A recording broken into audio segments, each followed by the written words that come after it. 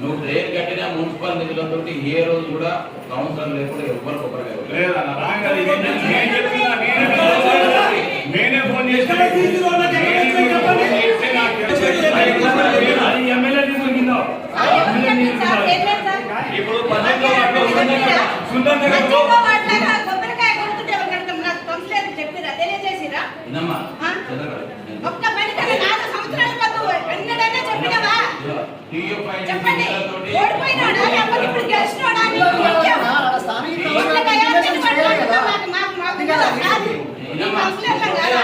ఇప్పుడు సుందర్ నగర్ లో నువ్వు 18వ వార్డు రిప్లై చేస్తున్నా, నేను 36 చేస్తున్నా.